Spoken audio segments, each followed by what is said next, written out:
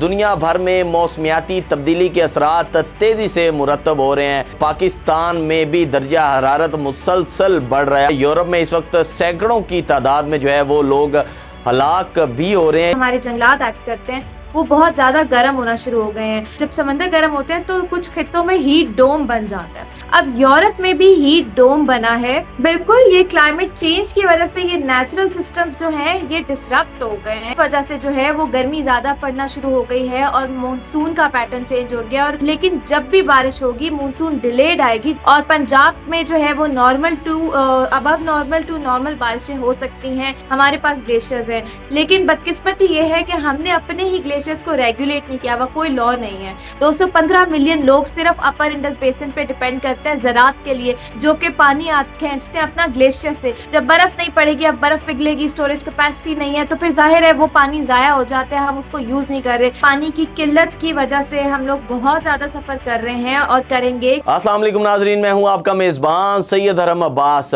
दुनिया भर में मौसमियाती तब्दीली के असरात तेजी से मुरतब हो रहे हैं। यूरोप इस वक्त शदीद गर्मी की लपेट में और पाकिस्तान में भी दर्जा हरारत मुसलसल बढ़ रहा है। आखिर इसकी क्या वजूहात हैं, हम इससे किस तरह जो है वो निपट सकते हैं। यूरोप में इस वक्त सैकड़ों की तादाद में जो है वो लोग हलाक भी हो रहे हैं। इस दफ़ा क्यों इतनी ज़्यादा जो है वो गर्मी बढ़ रही है। मेरे साथ डॉक्टर ज़ैनब नईम माहिर मौलियात साहिबा मौजूद हैं। इन्हीं से जानते हैं और जानते हैं कि आखिर इस दफ़ा क़यामत खेज़ गर्मी क्यों पड़ रही है और ज़लज़ले क्यों आ रहे हैं। अस्सलाम वालेकुम डॉक्टर साहिबा। जी वालेकुम सलाम। डॉक्टर साहब, सबसे पहले यही बताइएगा कि दुनिया भर में ख़ास तौर पर मैं यूरोप की बात करूं, क्योंकि पाकिस्तानी अवाम ने तो गर्मी देखी हुई है, उनको तो पता है कि 45 डिग्री तक या 48 डिग्री तक जो है वो दर्जा हरारत ज़रूर रहता है। लेकिन इस दफ़ा जो है यूरोप में इतनी ज़्यादा क्यों गर्मी पड़ रही है। वहाँ पर तो देखा गया कि रोड भी जो है वो भी पिघलना शुरू हो गए हैं। जी बिल्कुल, ये इस साल के शुरू की एक रिसर्च थी जिसमें ये बताया गया था कि जो समंदर हैं जो कि एक्ट करते हैं कार्बन सिंक्स के तौर पे, जैसे हमारे जंगलात एक्ट करते हैं, वो बहुत ज्यादा गर्म होना शुरू हो गए हैं। खास तौर पे जो बड़े समंदर हैं जिसमें पैसिफिक ओशन, जिससे पूरी दुनिया में क्लाइमेट और वेदर सिस्टम डिटरमिन होता है, उसमें कहा जा रहा था कि 2 से 3 डिग्री सेल्सियस जो है टेम्परेचर रिकॉर्ड हो रहा है। जिसकी वजह से आपने सुना होगा सुपर एलनीनो शुरू हो चुका है। लेकिन सुपर एलनीनो को इसलिए कहा जाता है कि वो एलनीनो आमतौर पे 0.5 डिग्री सेल्सियस टेम्परेचर पे होता है। अब 2 से 3 डिग्री का बढ़ जाना बहुत खतरे की बात होती है, यानी कहतसाली और बहुत शदीद गर्मी और टेम्परेचर जो अभी हम देख रहे हैं खास तौर पे साउथ एशिया में। तो इसकी वजह से जब समंदर गर्म होते हैं तो कुछ खित्तों में हीट डोम बन जाता है। अब यूरोप में भी हीट डोम बना है और हीट डोम ये एक नेचुरल सिस्टम भी होता है, लेकिन क्लाइमेट चेंज की वजह से समंदर जब ज्यादा गर्म होते हैं तो इस तरह का हीट डोम बार बार बनता है। अब यूरोप में जो हीट डोम बना है उसमें कहा जा रहा है कि फ्रांस के पास के जो समंदर है, खास तौर पे बाल्टिक सी, उसमें रिकॉर्ड हुआ था मई में कि जो टेम्परेचर है उस समंदर का वो तकरीबन 6 डिग्री सेल्सियस बढ़ गया है, जो कि बहुत बड़ी एनामली, साइंटिस्ट के लिए भी हैरानी की बात है कि इतनी गर्मी पड़ी है कि समंदर में ये मामला हुआ। उसके गर्म होने की वजह से वहां पे हाई प्रेशर सिस्टम जो है वो ट्रैप हो गया और अब आप यूं समझिए कि एक ढक्कन लग गया ऊपर, आपकी जमीन से थोड़ा ऊपर, जो गर्म शुआओं को बाहर वापस ही नहीं जाने दे रहा। वो ट्रैप होके उस ढक्कन से वापस जमीन पे आ रही है। इसलिए रात के टाइम भी शदीद गर्मी, दिन के टाइम पे, और वहां का इंफ्रास्ट्रक्चर इस काबिल नहीं है, क्योंकि वो वहां तो सर्दी पड़ती थी यूरोप में, उसके हिसाब से उन्होंने हीट इंसुलेशन की हुई थी, वो भी अपने अंदर हीट ट्रैप ही कर रहा है। तो बिल्डिंग्स वगैरह रात के टाइम हीट निकालती हैं और दिन के टाइम वैसे टेम्परेचर इतना। फिर अब जब बारिश भी हो रही है वो भी तूफानी होती है। जब भी गर्मी के बाद, इतनी शिद्दत वाली गर्मी के बाद, हीट डोम के बाद बारिश होती है, तूफान आते हैं। यही सिचुएशन अमेरिका में भी बन रही है, क्योंकि पैसिफिक ओशन में जो है एल नीनो शुरू हो गया है। इस वजह से वहां पे गर्मी आ रही है और हमारे खित्ते में वैसे ही एल नीनो के इम्पैक्ट आ रहे हैं कि टेम्परेचर इस्लामाबाद और पिंडी में फील लाइक टेम्परेचर, जो हीट इंडेक्स होती है आपकी, वो 51 डिग्री सेल्सियस रिकॉर्ड हुई है, जो कि पहले कभी हमने सुना भी नहीं था कि यहाँ पे भी हो सकता। डॉक्टर साहब, क्या समझती हैं, क्या ये क्लाइमेट चेंज का नतीजा है या इसकी कोई और भी वजूहात जो हैं वो आपको नज़र आ रही हैं। बिल्कुल, ये क्लाइमेट चेंज की वजह से ये नेचुरल सिस्टम्स जो हैं ये डिसरप्ट हो गए हैं, यानी इनमें तब्दीलियां आना शुरू हो गई हैं। और क्लाइमेट चेंज की वजह से जो खास तौर पे अमीर ममालिक की जो एमिशंस हैं, इवन कुछ डेवलपिंग ममालिक की भी, हम हमारे खत्ते में जैसे इंडिया की भी एमिशंस हैं, तो इस वजह से जो है वो गर्मी ज्यादा पड़ना शुरू हो गई है और मानसून का पैटर्न चेंज हो गया। और पहले जो मानसून की बारिशें ज्यादा होती थी देही इलाकों में, दरिया भर जाते थे हमारे जो बड़े दरिया, अब वो उसको हम कहते थे कैचमेंट एरियाज, अब बारिशें होती हैं शहरों में, और एकदम बारिश होती है छोटे रेडियस पे के पता भी नहीं चलता, और शहरों की ड्रेनेज इस काबिल ही नहीं है। तो इस वजह से ये सारा बेहंगम जो है ये मौसमियाती तब्दीली के ही असरात है। क्या समझती हैं डॉक्टर साहब, इस साल जो है गर्मी जो है मामूल से ज़्यादा जो है वो महसूस होना शुरू हो जाती है? और दूसरी तरफ मैं मौसम के निज़ाम की तब्दीली की जानिब बात करूँ तो कभी तो शदीद गर्मी जो है वो लगना शुरू हो जाती है, कभी अचानक से बारिशों का सिलसिला आ जाता है, और साथ ही साथ कभी पता चलता है कि खुश्क साली बहुत ही ज़्यादा जो है वो बढ़ती जा रही है। अचानक से इस तरह का माहौल, इस तरह का वेदर पाकिस्तानी अवाम ने भी जो है ये एक्सपेक्ट नहीं किया था। असल में इस बारे में साइंसदान तो बहुत सालों से ही वार्निंग कर रहे थे, लेकिन जाहिर है वो फिर आपकी हुकूमतें होती हैं, उसमें तरजीहात होती हैं, तो वो शायद उस तरह से सीरियसनेस हमने नहीं दिखाई। पिछले साल मानसून आपकी जून मिड से ही स्टार्ट हो गई थी, बल्कि प्री मानसून तो सेकंड वीक ऑफ जून से हमने कितने सैलाब देखे, 12 स्पेल आए। इस साल पहले से ही कहा जा रहा था, हम लोग बात यही कर रहे थे कि मानसून के स्पेल नहीं आएंगे क्योंकि एल नीनो की प्रिडिक्शन है। और लेकिन जब भी बारिश होगी मानसून डिलेड आएगी, जैसे अब बे ऑफ बंगाल से आज से मानसून का ऑनसेट हो रहा है, आपके नॉर्दर्न एरियाज में बारिशें इतनी शदीद शुरू हो गई हैं कि वहां मुसलसल सैलाब है और टूरिस्ट फंस चुके हैं।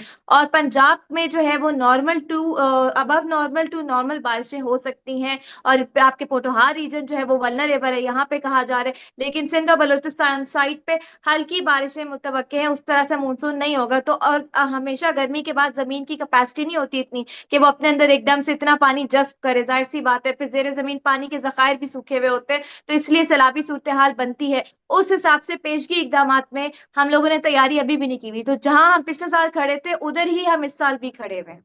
डॉक्टर साहब, क्या समझते हैं कि आने वाले वक्त में पाकिस्तान की मैं बात करूं तो आने वाला जितना भी आगे साल है कि हीट वेव का खतरा आगे बढ़ेगा, या फिर हमारे जो इदारे हैं वो इसको कंट्रोल कर लेंगे?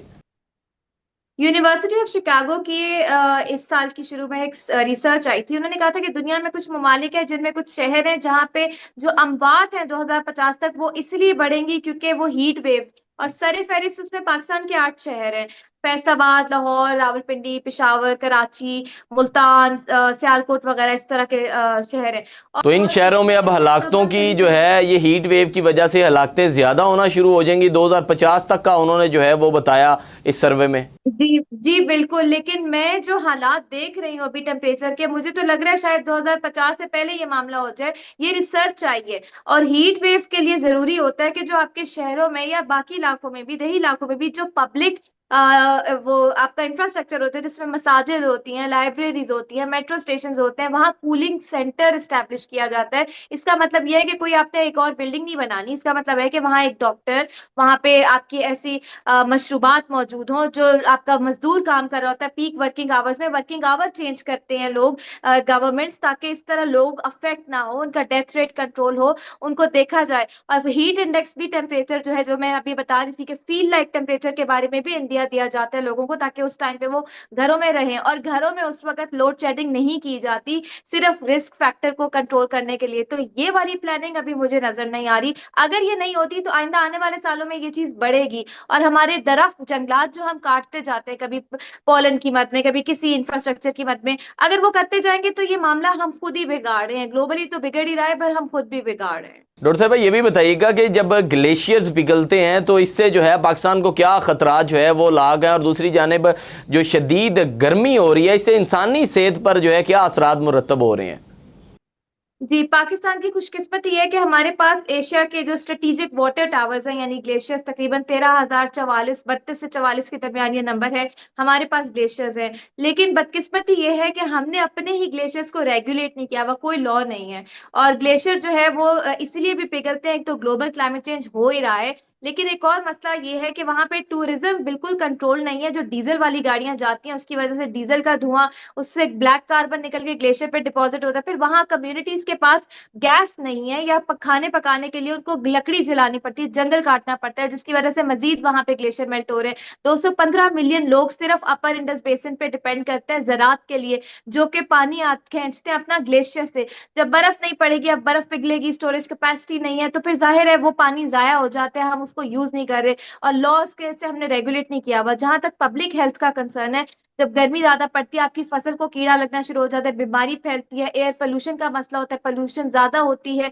और आपके लिए एक 35 डिग्री सेल्सियस से ऊपर अगर हीट इंडेक्स चला जाए तो इंसानी जान को शदीद खतरा होता है। आप 30 मिनट से ज्यादा बाहर ओपन आउटडोर में नहीं खड़े हो सकते। तो ये इनडायरेक्टली आपका जीडीपी डिक्लाइन हो रहा है इस वजह से। और 2050 तक ये इंडिकेशन है कि 18% जीडीपी डिक्लाइन होगा पाकिस्तान में ड्यू टू क्लाइमेट चेंज, अगर पाकिस्तान ने एक्शन नहीं लिया। डॉक्टर साहब क्या समझती हैं कि पाकिस्तान जो है एक ज़रई मुल्क है, ज़राअत और फसलों का क्या नुकसान समझती हैं, क्योंकि मौसम जो है दे पर दे तब्दील होता जा रहा है, और जो इस वक्त जो हीट वेव हुआ है तो फसलों को जो है कितना नुकसान होगा, और आने वाले वक्त में क्या समझती है, क्योंकि पाकिस्तान के पास तो ज़राअत बहुत ज़्यादा है, तो फसलों का कितना नुकसान आपको नज़र आ रहा है? बिल्कुल, हमारा जरिया मौश हमारी ज़राअत है, जो हमारी मौश की रीढ़ की हड्डी कहलाती है। और हमारे कैश क्रॉप्स में, जिसमें कपास, गंदम, चावल, सारे वाटर इंटेंसिव कैश क्रॉप्स हैं।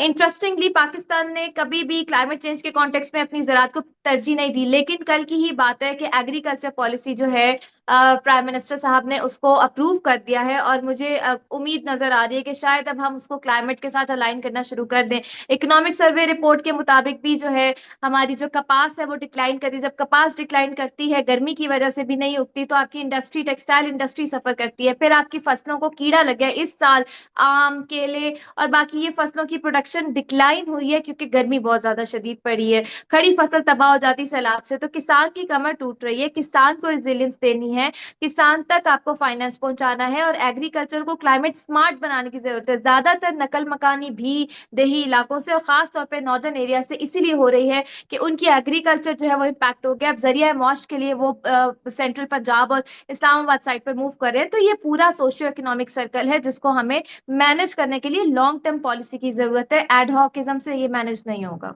डॉक्टर साहब क्या समझती है कि अगर आने वाले वक्त में हमने कोई संजीदा जो है इकदामात ना किए तो 10 से 20 साल तक हमें पाकिस्तान को किन चैलेंजेस का जो है वो सामना करना पड़ेगा? देखिए, आने वाले वक्त में खास तौर पे जो पानी है, पानी की किल्लत की वजह से हम लोग बहुत ज्यादा सफर कर रहे हैं और करेंगे, क्योंकि पानी एक शेयर्ड रिसोर्स है। सिंतास मुआहदे के तहत भी, जो कि आपका नेबरिंग कंट्री मान नहीं रहा, वो पानी डाइवर्ट कर रहा है आपका। तो ऊपर से क्लाइमेट चेंज से वैसे ही आपके आबी ज़खायर सूख रहे हैं, और फिर आपकी स्टोरेज कैपेसिटी भी नहीं है। तो ये कॉन्फ्लिक्ट प्रोन रीजन में इस तरह की सिचुएशन होना, ये बहुत बड़ा थ्रेटनिंग पॉइंट है आपके लिए। तो पानी नेशनल सिक्योरिटी का पिलर होना चाहिए। क्लाइमेट ट्रेडिशनल सिक्योरिटी थ्रेट बन चुका है। लोग कहते थे आइंदा आने वाली जंगें पानी पर होंगी, पाकिस्तान ने पिछले साल भुगती, उसके बावजूद अपनी पॉलिसीज को रिवाइज नहीं किया। तो यहाँ पे, और हमें टेक्निकल लाइन डिपार्टमेंट्स में टेक्निकल कैपेसिटी असेसमेंट करें, देखें वहां जो लोग बैठे हैं वो इन्फोर्समेंट क्यों नहीं कर पा रहे, क्या चैलेंजेस आ रहे हैं, और हमें इस चीज को प्रायोरिटाइज करने की जरूरत। अगर हम नहीं करते, पानी ड्रॉट रेजिलियंस कहत साली के हवाले से, क्योंकि बलोचिस्तान में ये सबसे बड़ा इशू है, इसके अलावा जो अर्बन रेजिलियंस है, शहरों की ड्रेनेज और शहरों की अडेप्टेशन डिस्ट्रिक्ट लेवल पे, तो हमें बहुत ज्यादा मसाइल का सामना करना पड़ेगा, क्योंकि डेवलपमेंट की तरजीह क्लाइमेट चेंज होना चाहिए, जो अभी तक नहीं है। डॉक्टर साहब थोड़ी सी यूरोप पे बात कर लेते हैं। यूरोप इस वक्त जो है वो शदीद गर्मी की लपेट में, हज़ारों की तादाद में आपको हलाकतें नज़र आ रही हैं। इसकी बुनियादी वजह क्या है, और आगे आपको क्या लगता है कि वहाँ की गवर्नमेंट जो है वो हीट को जो है वो आगे कंट्रोल कर लेगी, और आने वाले वक्त में जो है वो यूरोप में ज़्यादा हमें गर्मी देखने को मिलेगी, या फिर ये है कि वो सिर्फ इसी साल ही जो है वो ज़्यादा गर्मी पड़ रही है? Inter governmental panel on climate change की छठी असेसमेंट रिपोर्ट के मुताबिक ये बताया गया, बल्कि छठी क्या पांचवी में बताया गया, कि दुनिया के जो डेवलप कंट्रीज हैं या रीजन है, उसमें सबसे ज्यादा 3 गुना तेजी से जो गर्म होगा खिता, वो है यूरोप। हाँ, हालांकि यूरोप ने बहुत इन्वेस्ट किया है ग्रीन टेक्नोलॉजी में, रिन्यूएबल एनर्जी में, क्लाइमेट एक्शन में भी, लेकिन उसके बावजूद शायद वो इस ख्याल में बैठे हुए थे कि क्लाइमेट चेंज उनके घरों को जरा बाद में हिट करेगा, पहले दुनिया के गरीब ममालिक को वो हिट कर रहा है। शायद शायद वो इसीलिए इतना जल्दी प्रिपेयर्ड नहीं थे, उन्होंने इसको फ्यूचर इवेंट समझ रखा था अपने हवाले से, अपने रीजन के हवाले से। लेकिन ये क्लाइमेट इमरजेंसी सिर्फ अगर पाकिस्तान में सैलाब और हीट डोम साउथ एशिया में है तो ये उनके घर तक भी पहुंचना था। यही मैसेज डेवलपिंग और वल्नरेबल कंट्रीज जो है वो अमीर ममालिकों को देते रहे, लेकिन वो नहीं सुन रहे थे। तो बिल्कुल इस तरह के मामला यूरोप में भी बढ़ेंगे अगर वो उन मुल्कों में इन्वेस्ट नहीं करेंगे जो जो सफर कर रहे हैं क्लाइमेट चेंज से। तो ये शेयर्ड बट डिफरेंशिएटेड रिस्पॉन्सिबिलिटी का जो प्रिंसिपल पेरिस एग्रीमेंट में इंश्राइंड है, उसके मुताबिक उनको पूरी दुनिया को सपोर्ट करने की जरूरत है। जो ममालिक डेवलप हो चुके हैं नहीं करते तो उनके घरों में भी सैलाब और शदीद गर्मी जाएगी। आने वाले चंद सालों में ये चीज बढ़ेगी, क्योंकि अगर हमने एक्शन नहीं लिया, क्योंकि टेम्परेचर मुसलसल बढ़ रहा है। बेशक जी, टेम्परेचर मुसलसल बढ़ रहा है। डॉक्टर साहब, आखिरी सवाल आपके साथ, क्योंकि मौसम जो है अचानक से तब्दील हो जाता है, हीट वेव, कहीं तो खुशकसाली जो है हमें देखने को मिलती है, दूसरी जानिब अचानक से बारिशों का सिलसिला शुरू हो जाता है और उसके बाद जो है एक कह लें कि गर्मी की एक ऐसी लहर आती है जो कि बर्दाश्तेबल नहीं होती। और साथ ही साथ जो नागानी आफात हम देखते हैं जिसमें जलजले आजकल जो है हर दूसरे दिन बाद हमें देखने को मिलता है, मुल्क पाकिस्तान के मुख्तलिफ इलाकों, मुख्तलिफ शहरों में जलजले आ रहे हैं, क्या इनका को आपस में कोई मेल जोड़ आपको नजर आ रहा है? नहीं, क्लाइमेट चेंज और जल्जलों का डायरेक्ट कोई लिंक नहीं है, कोई साइंटिफिक एविडेंस हमें नहीं मिलता। हाँ, इनडायरेक्ट लिंक ऐसे है कि जैसे किसी जगह पे ग्लेशियर हैं, ग्लेशियर्स जब होते हैं तो उसने अपना एक वजन कायम किया होता है जमीन के ऊपर, वो वहां पे एनर्जी को सप्रेस किया होता है। जब ग्लेशियर आहिस्ता आहिस्ता पिघलते हैं तो वहां से वो लोड हटना शुरू होता है, वहां पे ये ट्रिगर हो सकते हैं जहां अर्थक्वेक, ये सिस्मिक, सॉरी, टेक्टोनिक वेव्स हैं। लेकिन ये सालों का प्रोसेस होता है, डायरेक्ट कोई लिंकेज नहीं है। ये जो जल्जले आ रहे हैं, ये दुनिया में जो टेक्टोनिक वेव्स हैं, टेक्टोनिक प्लेट्स हैं, जो ज़ेरे जमीन चट्टाने हैं, उनकी मूवमेंट से और टकराने से आते हैं। हाँ, कुछ खित्ते बहुत ज्यादा जल्जले प्रोन होते हैं, जिसमें जापान है, पैसिफिक रिंग ऑफ फायर के पास, Venezuela, South America, South Asia का खित्ता, हमारा खित्ता, तो वहां पे जल्जले आते हैं। तो ये डिपेंड कर रहा है ये रेडिएशन और एनर्जी पे ही, इसका डायरेक्ट क्लाइमेट चेंज से कोई ताल्लुक नहीं है। बेशक जी, इस वक्त मैं पाकिस्तान की बात करूँ और साथ ही साथ यूरोप में भी शदीद गर्मी की लहर है। महकमा मौसमियात ने भी जो है हीट अलर्ट जारी किया हुआ है। अब सबसे गुजारिश है कि हुकूमत से भी गुजारिश है, इदारों से भी गुजारिश है कि अपनी आवाम की काउंसलिंग करें ताकि वो आने वाले वक्त में भी हीट वेव से बच सके। अपने एहतियात करें, अपने करीबी लोगों की एहतियात करें। मेरे साथ सीनियर डॉक्टर ज़ैनब नईम साहिबा मौजूद थी। तफसीली गुफ्तगू अपने होस्ट को दीजिए इजाज़त। अल्लाह हाफिज़।